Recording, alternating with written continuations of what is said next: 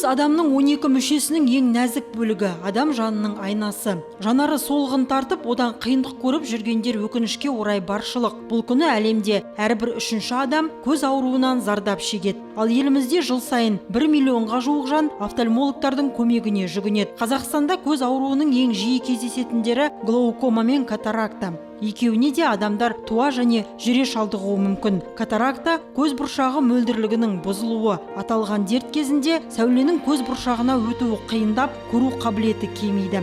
Оның пайда болуы төмендегідей жағдайларға байланысты.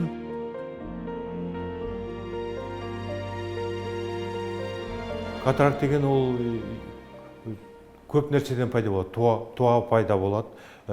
Адамның өзінің ішкі құрылысында, мысалы, двухнедельный беременности эпидермальный ткандары жетіспеген кезінен врожденный катарактар болады, туа пайда болады. Одан кейін приобретенный катарактар болады. Также сол сияқты көз адамның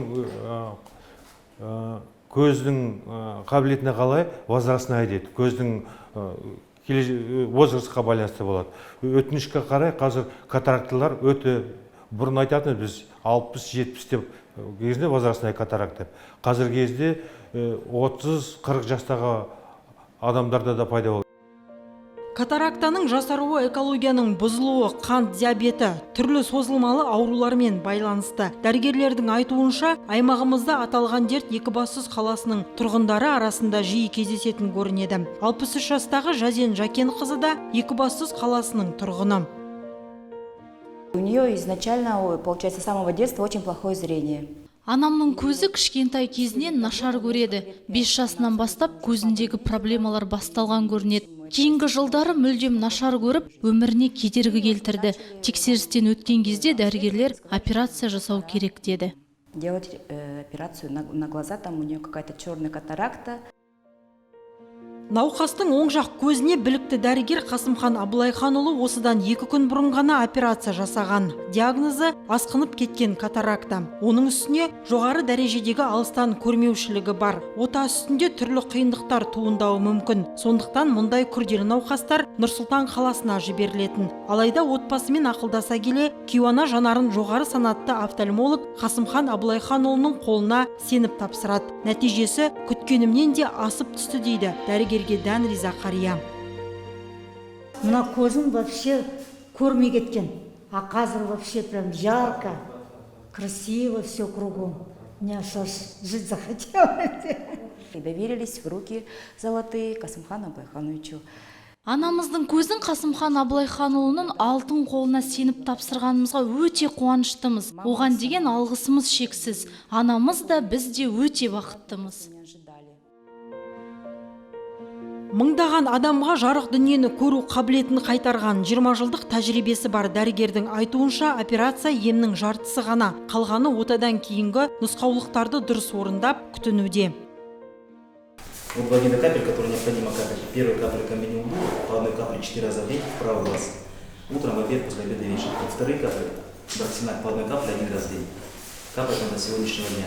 Дома повязку снимают, дома повязка не нужна. Алдағы уақытта науқастың сол көзінде дәл осындай ота күтіп тұр. Жалпы облыстық офтальмологиялық орталықта күрделі операциялар үшін диагностикалық хирургиялық жабдықтар түгел. Жыл басынан бері мұнда 1254 ота жасалыпты.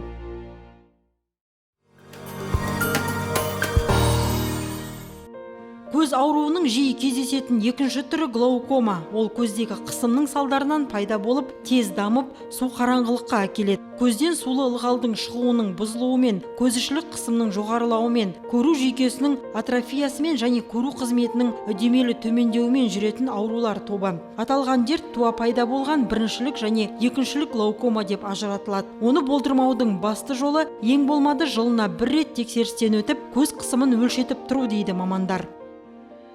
С 2011 года государственная программа по скринингу глаукомы.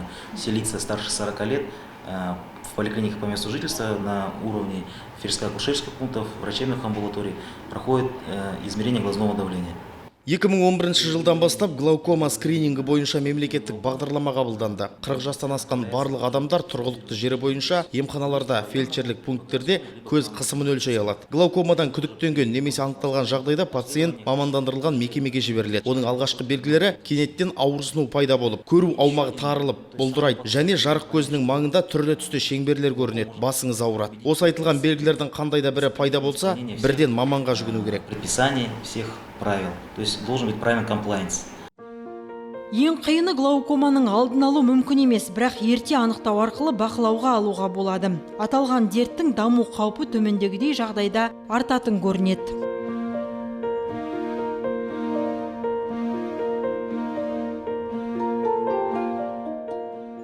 Фактор риска возникновения глаукомы, ну, во-первых, это наследственная предрасположенность. Глаукоманың пайда болуына бірінші кезекте тұқым қуалаушылық факторы әсер етеді. Әсіресе ол 40 жастан асқан кезде көрініс бере бастайды. Екіншіден, темекі шегу, ішімдік ішу тәрізді барлық зиянды әдеттер. Сонымен қатар атеросклероз, артериялық гипертония, қант диабеті, жүректің ишемиялық дерті, стресс жағдайларының әсерінен пайда болу қаупі бар. Глаукома салдарынан болған соқырлық қайтымсыз, яғни қалпына келмейді. Алайда дәрігердің тағайындауын қадағалап, ұдайы тексеріліп отырса, аталған диагнозы бар жандар көруін жоғалтпайды. Глаукоманың емі үшін Ғалым Сұлтанов атындағы облыстық аурухананың офтальмологиялық орталығында барлық жағдай жасалған. Лечение сейчас в нашем глазном центре по поводу глаукомы применяет все передовые современные способы лечения. Это как и лазерная хирургия, так и общая микрохирургия. Қазір біздің көз орталығында глаукоманы емдеуде озық заманауи емдеу әдістері қолданылады. Лазерлік хирургия, жалпы микрохирургия әдістері сәтті қолданылып келеді. Бізде ең алдымен кеңес заманынан бергі арнайы глаукомды қабылдау ешқашан тоқтатылған жоқ. Бізде арнайы оқытылған дәрігер қабылдау жүргізеді. Ол дәл солай глаукомалық қабылдау деп аталады. Онда аталған дертке күдіктелген барлық науқастар тексерістен өтеді. Зерттеу заманауи озық жабдықта жүргізіледі. Ол компьютерлік томография, түрлі компьютерлік периметрлер, циклоскопия, көз УЗИ. Бұл тексерулердің барлығы глаукоманың қандай сатыда екенін анықтау үшін қажет. И отсюда выбирается способ лечения. Көзде басқа ағзалар тәрізді ұзақ қызмет еткеннен талат, ал оны асқындырудың соңы су қараңғылыққа да әкелуі ықтимал. Сондықтан жоғарыда айтылған дәрігерлер кеңесіне құлақ тұрып, тексерістен өтіп тұрған абзал. Облыстық аурухананың офтальмологиялық орталығында ол үшін барлық жағдай жасалған. Түрлі лазерлік және томографиялық құрал жабдықтар аз инвазивті ультрадыбыстық оталарды сәтті жасауға мүмкіндік береді. Келер жылы 1 қаңтардан бастап енетін медициналық сақтандыруда аталған саланың жағдайын жақсарта түседі. Әлеуметтік сақтандыру ережелеріне осы жылдың 20 маусымы күні енген өзгерістер де көз ауруларын емдеу жүйесіне оң ықпал етпек. Глазная операция, если это экстренные состояния, значит они относятся в первую категорию.